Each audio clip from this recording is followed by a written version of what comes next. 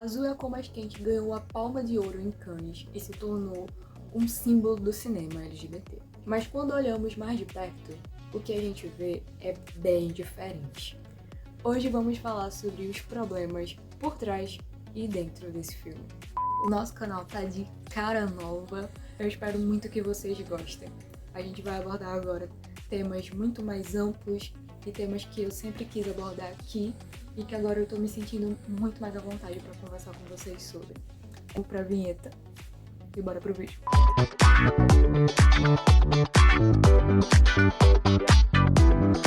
A HQ foca na descoberta da sexualidade das personagens com delicadeza. No filme, o drama vira rotina, com diálogos superficiais, cenas longas demais e uma relação que se esvazia com o tempo. Em determinado ponto, sabe, a gente vai vendo a história se perder um pouco, vai ficando um pouco maçante de assistir, o roteiro vai enfraquecendo e aí do meio pro final, o roteiro vai ganhando força de novo. Mas aí quando chega no final, ele enfraquece e o filme não entrega. Alguém tá pensando agora, ai, mas é porque o filme não tem um final feliz, tô criticando por isso. Não, gente, eu tô criticando porque o roteiro do filme, em alguns momentos, enfraquece muito. Deixa o filme, em alguns momentos, você pensando, poxa, esse filme tá chato. Essa história me levando pra lugar nenhum. Tô assistindo uma coletânea de cenas que não parecem acrescentar na história. Apesar que acrescentem. Mas essa é a sensação que o roteiro e a maneira como a história é conduzida no filme passa pra a gente que assiste. Você sabe bem que filmes são diferentes de livros.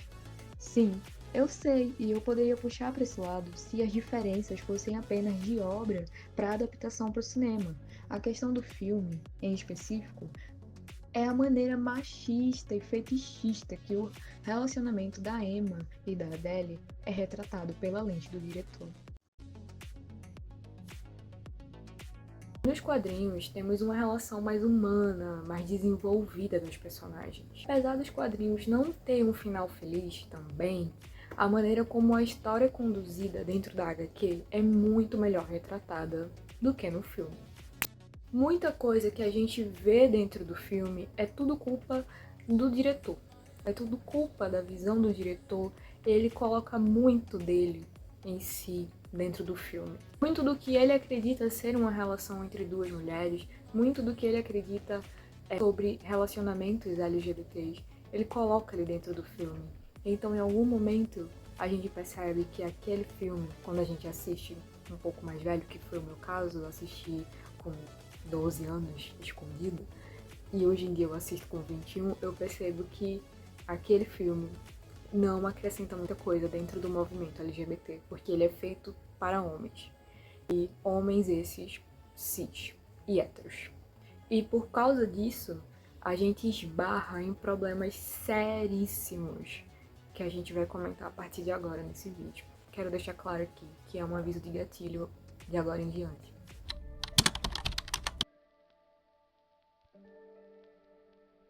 Aquela famosa cena de sexo, sabe? Que muitas das pessoas só assistiram um filme por causa dela, que ficou extremamente famosa e, bom, dura cerca de, no mínimo ou no máximo, uns 10 minutos. Na vida real, essa cena durou mais de dias e horas para ser gravada.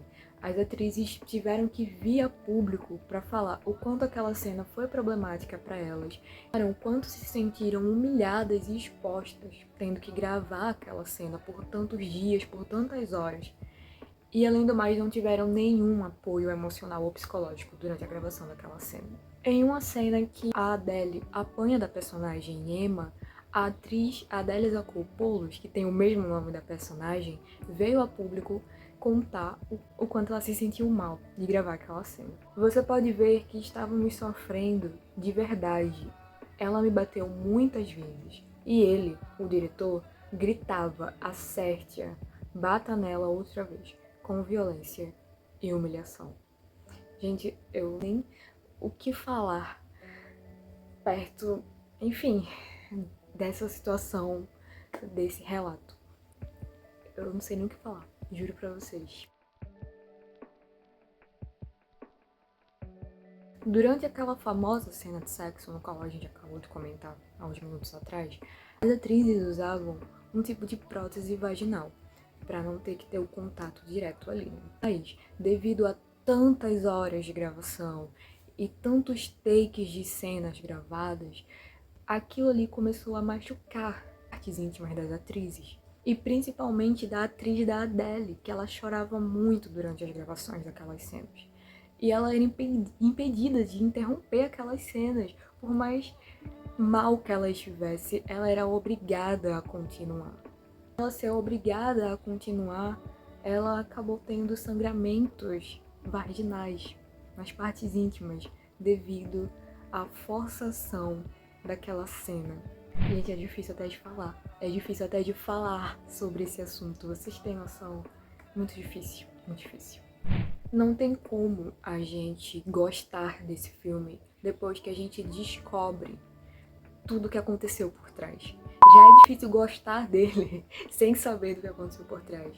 E quando a gente descobre, fica mais difícil ainda, gente. Como eu tinha falado, elas passaram por todo esse processo terrível, infernal, e nunca tiveram sequer apoio psicológico, nenhum coordenador no set, coordenador de cena, coordenador de intimidade, que em muitos filmes, durante essas cenas, essas pessoas são contratadas para ajudar os atores a conduzir as cenas, né, que eles estão gravando. Elas não tiveram isso.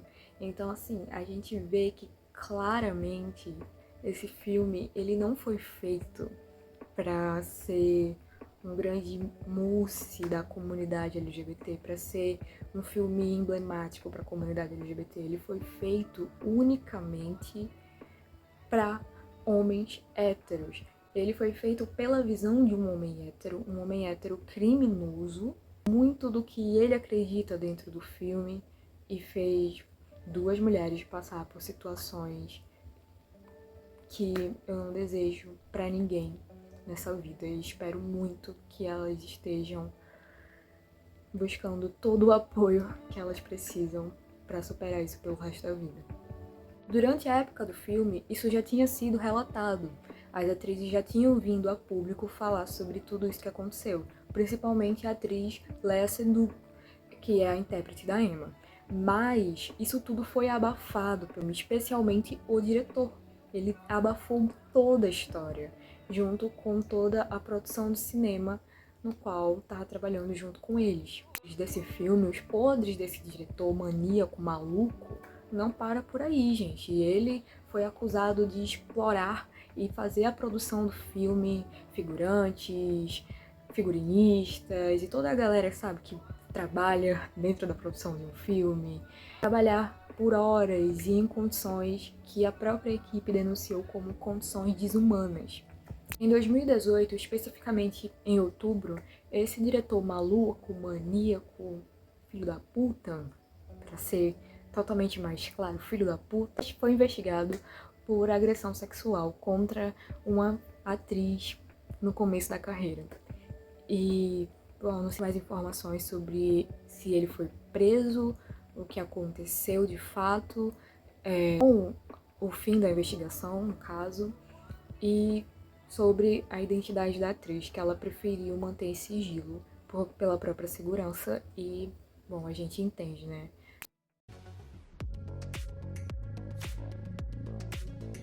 Filmes como Moonlight, Carol, Retrato de uma Jovem em Chamas, traz uma abordagem e uma direção feita por pessoas LGBTs e uma abordagem totalmente mais humanizada sobre os nossos relacionamentos, uma intimidade, também o respeito.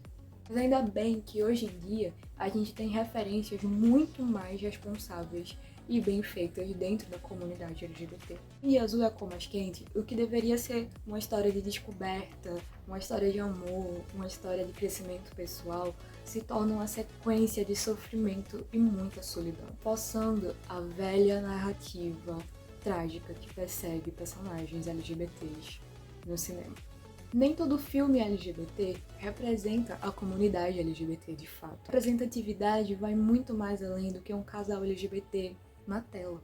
É sobre quem dirige, é sobre quem escreve, é sobre quem filma, é sobre quem nos mostra e nos apresenta uma história.